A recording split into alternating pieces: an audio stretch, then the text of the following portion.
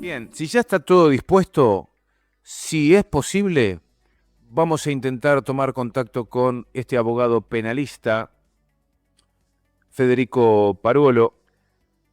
Federico, ¿cómo estás? Buenos días. Te saluda Sergio Centenaro desde la provincia de Misiones. Estamos en Casa Patria. ¿Cómo estás, Federico? ¿Qué tal? Buenos días, Sergio. Qué gusto saludarte. En principio agradecerle a Marcelo Puella, que fue, bueno, el puente para poder tener estos minutos con vos. Federico, que nos ayudes a, bueno, a entender de qué se trató esta causa vialidad que termina condenando a Cristina. Ayer se cumplió un año, 365 días de prisión injusta y proscripción. Me imagino que lo habrás contado en decenas de oportunidades, pero nunca está mal. Viste como el enemigo, Diario La Nación y los medios hegemónicos repiquetean incansablemente sobre una noticia hasta que se le mete en la cabeza a la gente. También hay que hacer lo mismo de este lado. ¿Qué pasó con toda esta causa vialidad, Federico? Empecemos por donde vos quieras. Sé que es una causa grande y que es un mamarracho. Hasta ahí llego. Mira, vos lo resumiste muy bien. Es una condena injusta y buscaba la proscripción. Esa es una buena síntesis, digamos, de lo que pasó.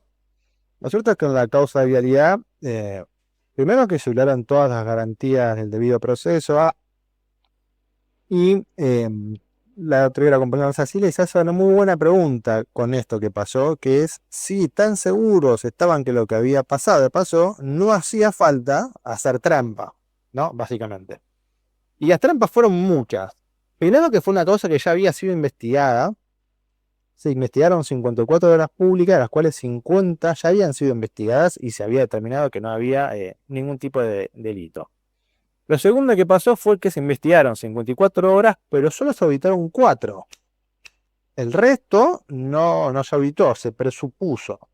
También lo que pasó fue que se fue cambiando a lo largo del tiempo la acusación. Primero dijeron que se habían hecho, que las pruebas no se habían hecho, que era mentira, se habían licitado y no se había hecho nada. Obviamente eso cae ante la realidad, porque las obras estaban hechas, muchas terminadas, algunas casi por terminar el 90 y pico por ciento, eso es que faltaban trámites administrativos, burocráticos en vialidad, y a vos con un avance muy grande. Entonces, ante esa prueba, después cambió y dijeron que en realidad lo que pasó es que había habido sobreprecios. Y lo que pasó es que los peritos, tanto los de la defensa como los de la acusación, dijeron que no hubo sobreprecio, que los precios estaban bien indicados. De hecho, en muchos casos se licitó casi por abajo del precio que todavía se llamaba de mercado. Es una nueva pirueta y dijeron, bueno, que en realidad lo que pasaba era que cuando iban postergando las obras, iban, con el tema de la ampliación de plazos, iban ganando plata. Y lo cierto es que no, porque la ampliación de los plazos se actualiza con una cláusula de gatillo de inflación, pero no es de la inflación mensual, sino que es cuando acumula cierta cantidad de tiempo. Generalmente en ese momento era más del 5%. Estamos hablando del 2005 y 2000, y luego terminó 2011, 2015. Entonces ahí la inflación no era tan grande como ahora. Esa cláusula de gatillo aplicaba siempre tarde y las empresas perdían plata con la cláusula de gatillo. Entonces terminaron no pudiendo probar nada de lo que acusaron. Y lo que dijeron fue que, bueno, que en realidad como había supuestamente unos contratos comerciales entre Cristina y Lazo de Gas, ellos presuponían que todo lo anterior había de alguna manera pasado. Hicieron un cálculo matemático sin ninguna justificación de toda la plata que puso el Estado en las obras que sí se hicieron y dijeron, bueno, esto es el monto de la deuda. Esto es básicamente lo que pasó, además de que incorporaron pruebas sin avisar, y un montón de pequeñas violaciones a las garantías que tiene toda persona pero justamente que en su juicio y su condena no sea una mentira, básicamente. Federico, a ver, para hablar como corresponde, nosotros te presentamos como abogado de una de las causas de Cristina Fernández, de causa vialidad. ¿Es así? Yo soy de Nelson Periotti, que fue el director de Vialidad Nacional. Bien, bien, bien. Entonces lo correcto sería poner abogado penalista, ¿sí? En vez Sí, yo de Periotti en Vialidad y en Cuadernos. de Periotti en vialidad y cuadernos. Sí, sí. Otro tema, cuadernos, por favor. Sí, todavía más escandalosa que Vialidad. La verdad que ya llevamos unas evidencias que son un escándalo, donde se muestra que Stornelli apretó directamente, está extorsionado directamente testigos para que mientan, junto con Bonadío. se ha dicho y el tribunal hace como, ¿no? Para el tribunal es todo pelota, como hablando futbolísticamente. Y sigue así ya, no, y seguimos en una farsa que es cada día más vergonzosa. Ujú. Bueno, pero sin embargo parece que, como se suele decir, ¿no? El árbitro de fútbol, avancen nomás, no pasó nada, aunque haya sangre, aunque haya violencia en la jugada, la causa va a continuar y pretende el poder encimar condenas contra la figura de Cristina Fernández. ¿Cómo se le pone un freno a esto, Federico? Y yo creo que la única posibilidad que tenemos es efectivamente en las urnas. Considerando que además la condena a Cristina es, la realidad es la persecución a un modelo de país, que es lo que nosotros dijimos en los alegatos de vialidad y lo explicamos. Acá se está persiguiendo realmente funcionarios que hayan cobrado, coimas o más. Se está persiguiendo un modelo de país que es un modelo de país que proponía una grilla en todo el país que permitía conectividad entre localidades que no estaban conectadas, que permitía acceso a la energía a localidades que no la tenían, que permitía acceso fácil a puertos para polos productivos, que permitía un sistema que iba buscando la soberanía energética, iba buscando la soberanía en salud, en la educación y la soberanía alimenticia en función de distintas políticas. Esto lo que hicieron fue básicamente romper ese modelo de país. De hecho, una de las consecuencias de la causabilidad es que la obra pública ahora, en vez de hacerla empresas nacionales y que el dinero de eso entra en el círculo virtuoso de que trabajen personas de nuestro país, que consuman, los está tomando empresas extranjeras, que fue uno de los motivos por los cuales va a estar interesada la Embajada de Estados Unidos en que eso termine de esta manera. Entonces, la poca república que le hay, vos ves que visitan a empresas extranjeras, cuantas empresas nacionales, se ha disciplinado muchos dirigentes políticos, se ha instalado que el kirchnerismo, el peronismo, eh, robaban y está claro que con lo que está pasando con Adorni no era así, y de esta manera lo que están haciendo es socavar un modelo de país. Federico, ¿qué es lo que o sea, lo que resolvió la Corte Suprema de Justicia, para sellar la condena contra Cristina Fernández? ¿Cómo fue ese mecanismo? Y entiendo que la defensa aguardaba que sea atendido en muchas de los argumentos que estaba oponiendo a la acusación, y que las distintas instancias de la justicia decían, bueno, pero aguardá que cuando llegue el momento final, ahí les vamos a leer lo que ustedes tienen para decirnos. Y finalmente eso nunca ocurrió.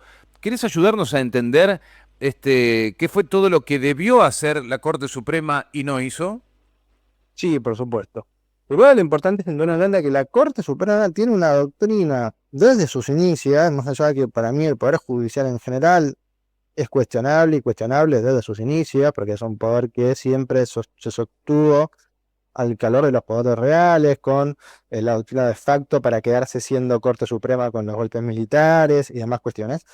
La Corte tiene una doctrina que habla de cuestiones de gravedad institucional, ¿sí? Entonces dice que hay cuestiones que por su trascendencia institucional, por su trascendencia para la vida democrática, tienen que sí o sí ser tratadas, ¿sí? Tienen que ser sí o sí analizadas. Y de repente para la Corte, una causa en la que estaba juzgada una expresidenta en 2 periodos y ex vicepresidenta no revistió esa relevancia institucional.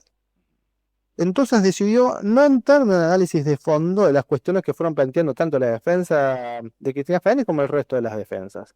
Lo que hizo fue una resolución genérica diciendo que bueno, que en realidad no se habían podido controvertir los argumentos que dieran las instancias inferiores y que por eso confirmaban en un fallo de 28 páginas. Es difícil encontrar un fallo de la Corte en alguna causa un poco importante que tenga menos de 60, digamos, ¿no? Acá decidieron no entrar en el análisis de nada y lo hicieron de una forma tal en la que resolvieron rápido porque querían hacerlo en la fecha en la que lo hicieron para que Cristina no pueda ser candidata. Y eso quedó muy claro si uno analiza la historia de los fallos de la Corte en general. Entonces, eso también quedó en evidencia. La Corte elige no discutirlo. Que de hecho me podría haber dicho, es tan vergonzoso lo que hacen, y ni siquiera les preocupa sentarse a escribir. Y de última, fundamentar un rechazo de las planteos de la defensa. A ver si me explico. Espero no haberlo hecho. Pensé, bueno, miren, la verdad que vamos a tratar de quedar bien, vamos a dibujarla un poco, damos una sentencia larga, analicemos cada punto y busquemos el dato para decirle que no tienen razón. No hicieron eso, porque eso fue una demostración de poder. Es decir, te condeno porque quiero, porque puedo, y se acabó. Ni siquiera esto justificarlo. Y eso también es muy grave en temas institucionales, porque eh, Argentina hoy está gobernada por el Poder Judicial, que no nos elige el pueblo. Y esa realidad es lo que pasa. Y lo vemos como el Poder Judicial va apretando y desapretando con las causas de este gobierno, el gobierno, para conseguir pliegues de jueces amigos, para voltear leyes, para voltear leyes en contra de empresas, para beneficiar a empresas, grupos económicos. Estamos gobernados por 3 personas que no solo no fueron elegidas por el pueblo, sino que 2 de ellas aceptaron ser nombradas en contra del proceso constitucional, por decreto, lo aceptaron, después se lo fueron a pero lo aceptaron con una capacidad moral para mí, para continuar en el cuadro, clara. A ver, Federico, partiendo de una premisa, por ejemplo, nada es imposible, ¿no? Partiendo de esa premisa. En la Argentina, con la proscripción y prisión de Cristina, pareciera ser, con todo esto que nos están comentando, que se mueven como una mafia judicial, o por lo menos eso se desprende, escuchando semejante soberbia del Poder Judicial, uno dice, bueno, pero acá sí, en Argentina sí hay cosas imposibles.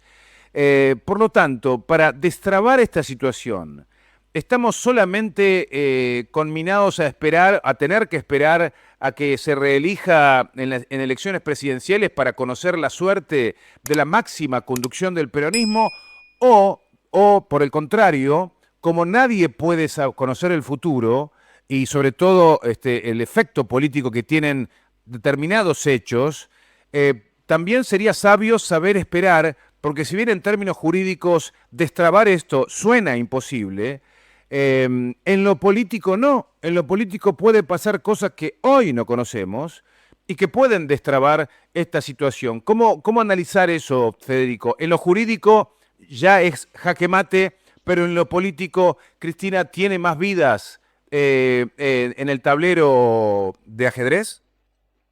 Sí, la política podría resolver las cuestiones siempre.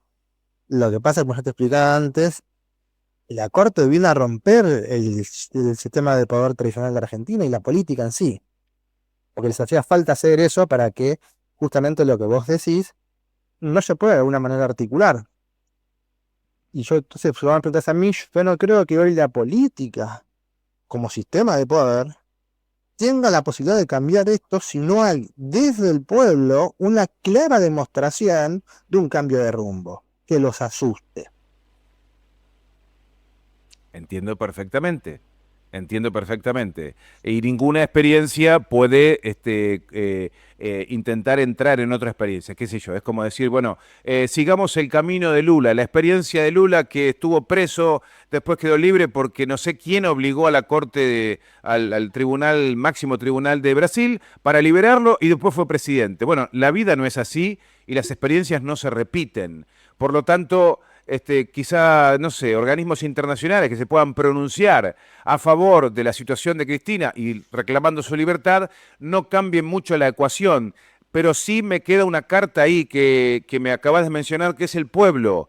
Dependerá también del pueblo cambiar esta ecuación.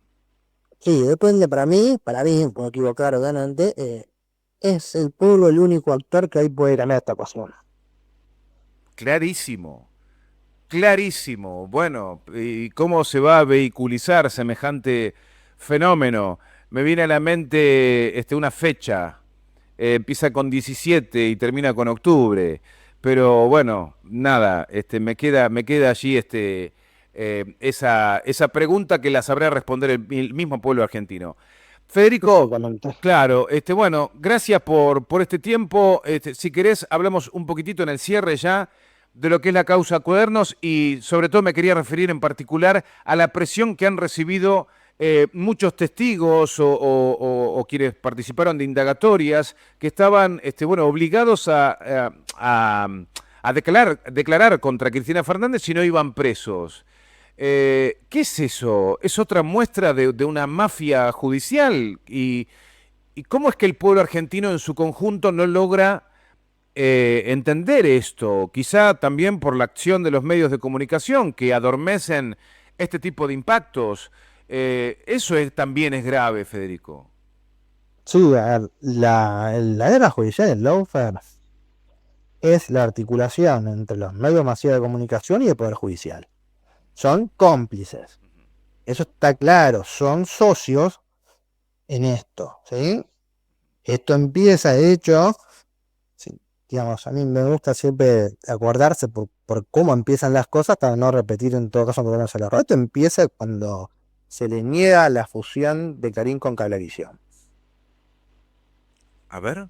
Ahí empiezan, claro, cuando el gobierno de Néstor, la procuradora de ese momento, Alejandra Gis-Cargó, hace un informe y recomienda no autorizar la fusión del grupo de Clarín con Cablevisión, porque eso implicara con una concentración de medios que en términos de la Comisión Interamericana de Derechos Humanos puede llegar hasta ser de censura, porque la Comisión lo que dice, cuando vos concentrás toda la información en un solo medio, no hay variedad, y eso es una forma de censurar la información que no querés que se sepa. Ante eso y el rechazo entonces en ese momento del gobierno de no permitir esa fusión, empiezan los roces. Con las que Cristina es presidenta, eso queda muy marcado, empiezan las famosas tapas de Clarín, digamos, no nos olvidemos de que eso empieza en ese momento, porque se empieza a tocar intereses que nunca habían sido tocados. A ver, permíteme, Federico, interrumpir un segundito, porque me queda en el registro que sobre el final del gobierno de Néstor, él autoriza la firma de la fusión de Multicanal con Cablevisión. Eso sí es así, ¿no? Claro, pero después el grupo de Darín quería estacionar todo y hay un dictamen de la Procuradora General que después termina siendo lo que ocurre, que recomienda empezar a limitar esas fusiones, Sí, sí, que es lo que termina pasando. claro, claro. Porque el grupo de Darín quería quedarse con el cable, que después lo termina teniendo, porque después pasa, y con la telefonía móvil y la telefonía que en ese momento todavía fija estaba funcionando. Y había un interés en quedarse con el sistema de transporte de la información que son los cables. En ese momento, si la gente ahí pasan tan rápido las cosas que nos olvidamos, es cuando empieza a venir la fibra óptica. Sí. Es cuando empieza y la discusión era quién colocaba el cable, porque quien coloca el cable es quien maneja la información. Quien toca el botón para decir esta información no pasa, la información sí pasa. Sí. ¿Y? Y ahí empiezan los roces con sectores de poder concentrados que tienen medios de comunicación. Los medios de comunicación del Poder Judicial se ponen de acuerdo porque tienen intereses con uno, porque pasa que es muy difícil de explicar, pero eso la gente a veces no lo entiende, porque son cosas tan de nicho, digamos, en su momento, y que generalmente como tienen impacto en niveles superestructurales y eso no se ve en términos personales, salvo cuando te toca la injusticia de que te toque un juez corrupto, es muy difícil de que, verme hacia abajo, los jueces de Comodoro Pi, todos los jueces de Comodoro Pi, si vas a su despacho, jueces y fiscales, tienen, por saber, muchos platitos de decoración. ¿Qué dicen los platitos de decoración? FBI, curso de capacitación en Miami en tal fecha. Curso de capacitación en Nueva York en tal fecha. Curso de capacitación de la Embajada de Estados Unidos en tal fecha. Históricamente, Estados Unidos pagaba los cursos y mandaba, y los jueces iban con todo pago a un hotel 5 estrellas, a comer muy lindo y a relacionarse con el poder de Estados Unidos. Por eso es que siempre decimos la embajada tiene mucho poder en el Poder Judicial. Muchísimo poder en el Poder Judicial. Porque construye esa relación desde el poder y desde el dinero de hace muchos años. Entonces, esos intereses viven todos en filita y confluyen en la necesidad de cambiar el modelo productivo de Argentina. Porque Argentina está al borde de empezar a discutir la soberanía económica, energética y alimenticia. Al final del 2015 estábamos cerca del 50-50. Mismo 50-50 que fue que provocó el golpe a Perón en el 55, el golpe del 76. Digamos, ¿no? Entonces son se va repitiendo la historia porque que Argentina, donde está ubicada estratégicamente con su vinculación con los países de la región, que tengan una soberanía total, es incómodo para los poderes del norte. Bueno, queda clarísimo esto que nos está marcando y justo veníamos hoy con un debate aquí al aire y tenía que ver que, bueno, que cuando vuelva un gobierno de tinte nacional popular deberá, bueno, dejar un poco, y a mí me molesta cuando me dicen, bueno, el hipismo. Para mí, el peronismo no debe tener nada que ver con los hippies. Pero bueno, ese era el debate, dejar un poco el hipismo y empezar a poner un poquito más mano firme cuando volvamos, con más autoridad, hacer valer la ley y sobre todo, por ejemplo, qué sé yo, por caso, cuando se intentó que se dividan las unidades de negocio del Grupo Clarín y apareció una cautelar de no sé qué provincia que favoreció a Clarín, bueno, ahí ponerse duro, ponerse firmes en las transformaciones o recuperación de la patria. Creo que estamos absolutamente en sintonía con eso, Federico. Sí, estoy de acuerdo. De hecho, para mí ni siquiera es un problema de hipismo progresivo, porque yo creo que todos los sectores tienen que estar adentro. Es un problema que para mí tiene como básicamente tres banderas que son básicas, ¿no? Igual, Absolutamente. libertad, soberanía, ¿no? Entonces, Independencia. vamos, pero eso que es bastante sencilla, ¿no? Muy complicada saber que después discutimos cómo, Ujú. pero tenemos claro cuáles son los objetivos que marcó Perón desde Casumiar y que me parece que demostró que eran los objetivos a seguir, ¿no? Soberanía política, libertad económica, ¿no? Movilidad social ascendente, ¿no? No es mucho para después es mucho para hacerlo, pero son objetivos bastante, me parece, básicos. Bien, Federico, me quedo, quiero ver el vaso medio lleno. Recién me decías que en esta difícil ecuación donde estamos en una verdadera trampa, el poder concentrado en la Argentina tiene presa a Cristina, Estados Unidos, el imperio norteamericano tiene presa a Cristina, y para salir, la única forma que leo a partir de esta conversación es que el pueblo tiene la respuesta, no la tendrán otras fuerzas, otros poderes. El poder del pueblo puede cambiar esta ecuación. Me quedo con eso, así como quien dice, mira, tenés una posibilidad en 1 millón. A mí me gusta ver esa única posibilidad que hay porque, bueno, hay una, eso es lo importante. Sí, además ya hemos visto que el pueblo ha podido en su momento estar a la altura del momento histórico. Esperemos que vaya a pasar. Ojalá, Federico, te mandamos un gran abrazo y gracias por conversar con nosotros. Vamos a ustedes. Hasta luego. Hasta pronto. Federico Paruolo es abogado penalista, le chingamos al inicio, asignándole una representación que él no tenía, pero lo hemos corregido sobre la marcha. Interesantísimo y profundo análisis que nos comparte Paruolo sobre la situación de Cristina y las posibilidades que hay de que el pueblo pueda realizarse y recuperar todos los derechos que le asisten, como es, por ejemplo, elegir a sus representantes. Hoy no lo tiene. Bueno, es el pueblo el que tiene hoy la posibilidad histórica de revertir una situación que parecía jaque mate o parece jaque mate, pero no lo es.